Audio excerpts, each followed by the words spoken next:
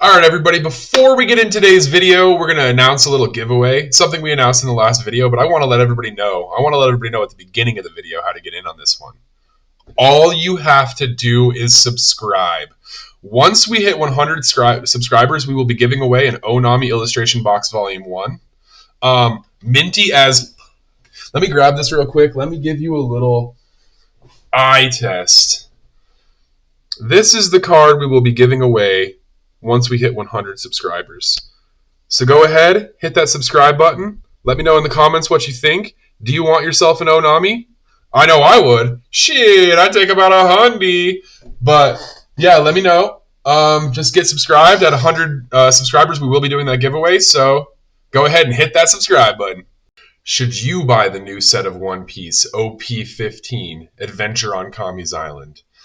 Today we're going to take a little look at that. We're going to look at some of the other sets, some of the prices of booster boxes, some of the singles in some of the most recent sets, and kind of, come to a conclusion together whether this is something that you think you should be spending your money on. Let's get right into it. So we have Adventure on Kami's Island, the newest set. This is OP-15. It's themed off of Skypiea, which is an arc that a lot of people don't really like. It's an arc that a lot of people have skipped over. But I'll just be upfront with you. I think this is a pretty solid set, and I think it's kind of middle of the road. I think it's better than OP-14. I'm kind of giving away all the information right at the upfront, but I think it's better than OP-14. But spoiler alert, we're going to look at some other sets that I do not think it's stronger than in price point wise. That kind of will be open to discussion with yourself whether or not you think that that's an option. So let's jump right into the price of the booster box itself.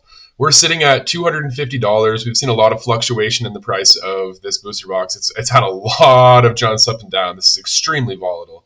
But as you can see, it's been out, a matter of a month that it's been available on pre-order. And if we reduce this graph down a little bit, as we saw this price dip a second time, after we'd already seen a low and we saw that huge spike, the supply was bought up once it hit around 230. So we found a stabilization. We found a pretty solid bottom in the 230 range, which is interesting. If we go back to the previous set, we're not going to look up an EB set. It's got a little bit of a different price charting. But if we look up a previous set, the 07Cs, interestingly enough, we saw this price spike, and we didn't see the same sort of support. You want me to be realistic with you right now? This looks almost identical. We saw that price spike to about the exact same number. We saw about the exact same low, and we're seeing about the exact same current high. This is actually fascinating. This is fascinating. 291, so slightly higher highs, very similar lows. Wow. Did we just discover that this is trending exactly the same as OP-14? I would expect, frankly, nothing different. I think that they're very similar sets in terms of strength. Let's jump into the cards themselves. So now jumping into the cards. One thing that I think can be said right off the bat about this set is that the mangas are shogdit, dog shit. They're just like, what? Everybody hates this manga, and I kind of agree. I've always kind of been a hater on mangas anyways. I understand the value in them, just, strictly due to rarity.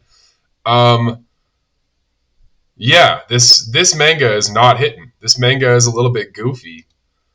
And then we have something like this, which I think is a little bit better. I think this is a good NL manga. I do expect to see a price point higher than $1,000 when I can, we'll look at some of these other mangas and you'll see what I mean by that seems a little low. But moving on, I think that the SPs in this set are both plentiful and exceptional. And the treasure rare that exists in this set is very cool. I think this is an awesome treasure rare. I think this is a great chase here. Something that you can appreciate. This is like second, maybe third to like the Nami treasure rare for me. Good, solid treasure rare. But moving into the SPs, they are substantial and very, very nice. Just going from bottom to top, what you wouldn't want to hit would be like the Smoker and Tashigi style things. But even this card goes hard. That's some sick art. I like the way that it shows the whole crew. It looks very cool. Where has Smoker been, by the way? Is he dead? I mean, I haven't seen that guy since like chapter 200. Poor guy. He was so important. Maybe it just didn't have hockey. Hockey free. This Zabo SP is very cool. You know, I wonder if that shows off fruit texture. I've always wondered that. I think so. I think that's a flame fruit. Very, very interesting. I think this is a pretty like common middle of the road SP, but also pretty decent. Moving on, the NL kind of follows the same vein. I like this one a lot more. I think that if you guys actually have any of these SPs, you know, any of these alternate arts that have this like lightning effect across the front, it sort of etches into the card and it looks really exceptional. I think it's very cool. Moving on. Am I crazy?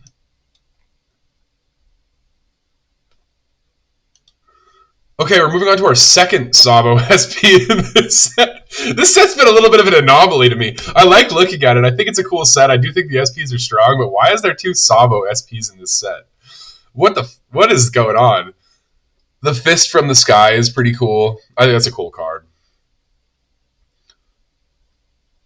I wonder where this is supposed to be. Where from the story is this supposed to be? It looks like they're like attacking Marijois or something. Ooh, Marijois on fire.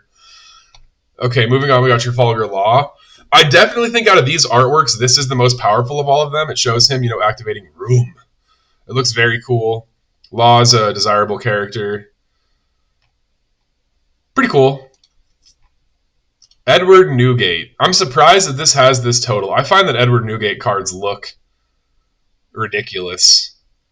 This is cool. I'll give it a 5 out of 10. And then moving on to the big boys in the set. Moving on to the ones that you would actually be very excited to get. We have the Boa Hancock. This is just a sweet SP. I love the way that it's like a heart over her, I don't know, a little arrow. It's just got a lot of Cupid vibes. It's pretty sweet. You know, that's her thing. Once again, I'm certain this is the texture of her Devil Fruit.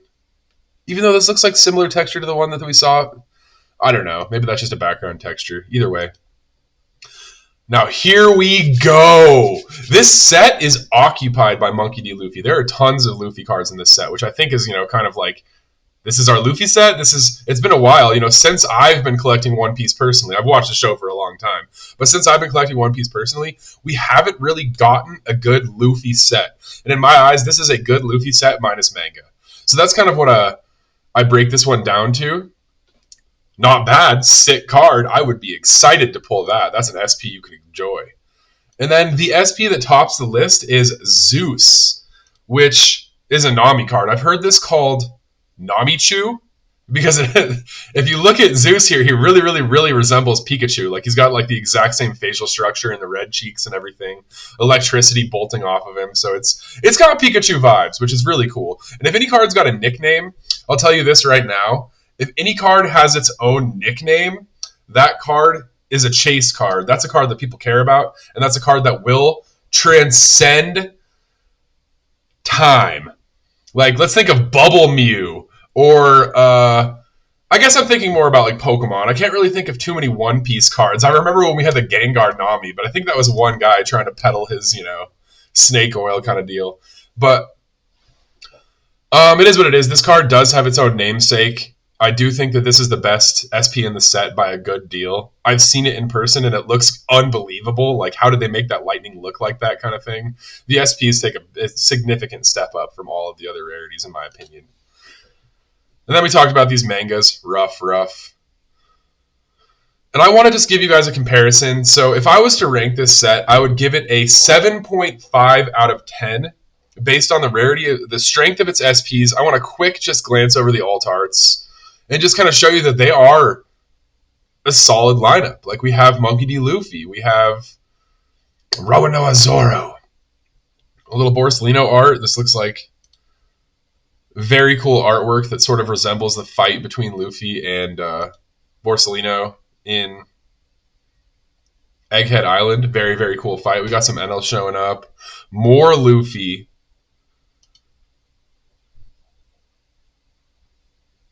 More Zoro, more Luffy, more Luffy.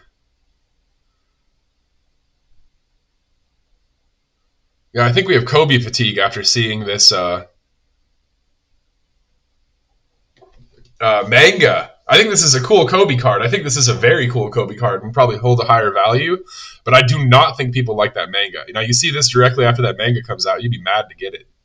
You got Garb kind of cheesing in the background, though. That's a cool card. Honesty Impact.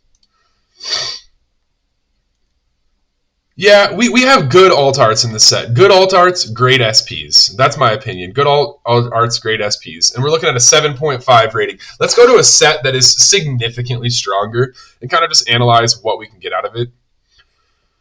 So top to bottom, we have red super alternate art mangas in this set. And it's kind of like what makes Carrying On His Will such a crazy set.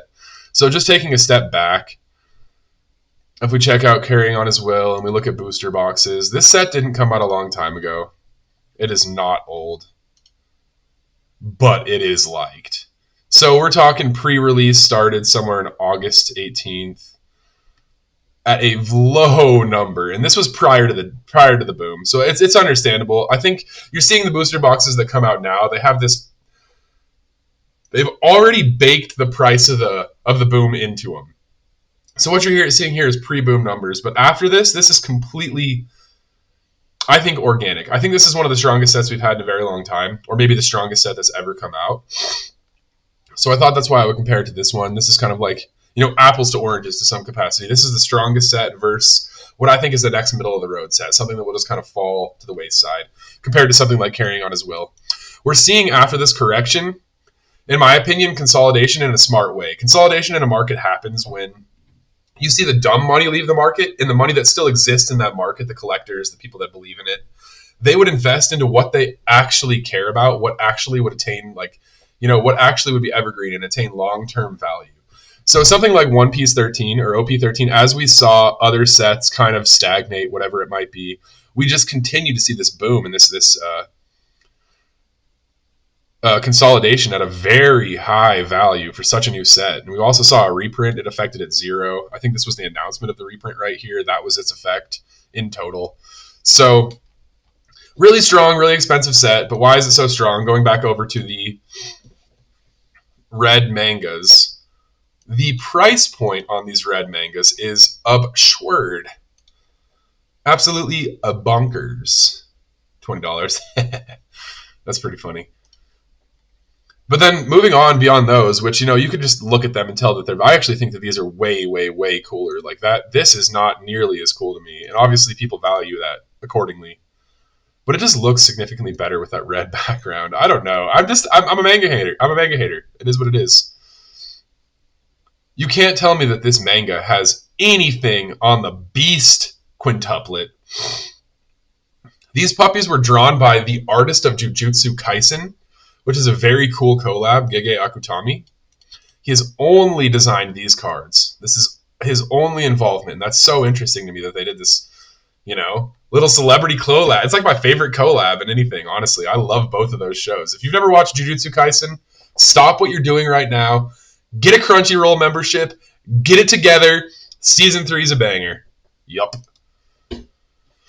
So I think that it's not even a comparison between these two sets. I think this is bordering on a 9.75 in terms of quality. We have wanted posters, which I think is an addition that should exist in every set. Don't put 3 in one set. Put a new one in every set. Why are you doing this? This is something that's interesting. It's another level of chase that I think people want. They have good values.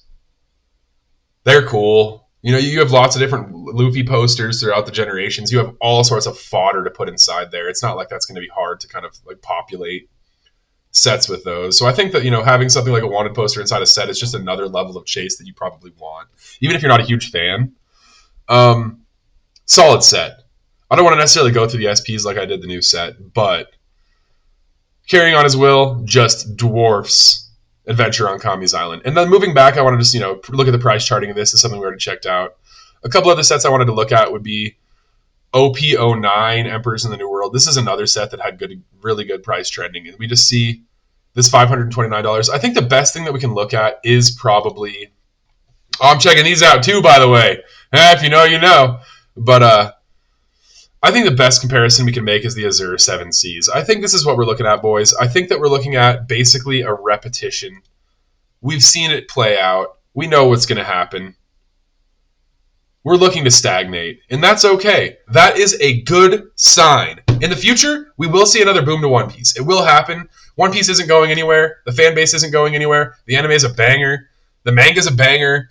The live action is a show. I like the first season. I haven't watched the second season yet. I think that the end of the commercials looked a tiny slight bit cheesy, which is kind of the problem with those live action shows. Like if you watch any of them, they get really, really corny. It's hard to kind of convert that excitement and that sort of like naturalism from the anime into live action. I'm sure I'm going to be roasted for that. You know what? Roast me in the comments. Let me know. Why is it your favorite show? Why is live action Luffy just a hunk? You know? Zoro, Sanji. I mean, just tell me about it. I want to hear. But 220. That's what I think it'll fall to. 220. That's where I think you should buy this box. I don't think it's a bad choice buying this box because of what I just said. Expect these to go up in the future when One Piece hits its stride, when One Piece gets its next boom, which it will. You know, we've seen consolidation. That's extremely healthy. This is healthy.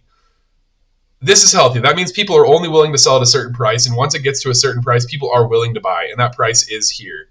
So if you're wanting to buy into One Piece, I think that these two new sets are not a bad option. I don't think you're going to get much cheaper prices, but I don't think it's going to get much more expensive for about 3 months. So just kind of ride that wave and buy yourself some One Piece 15, 7.5. There you go.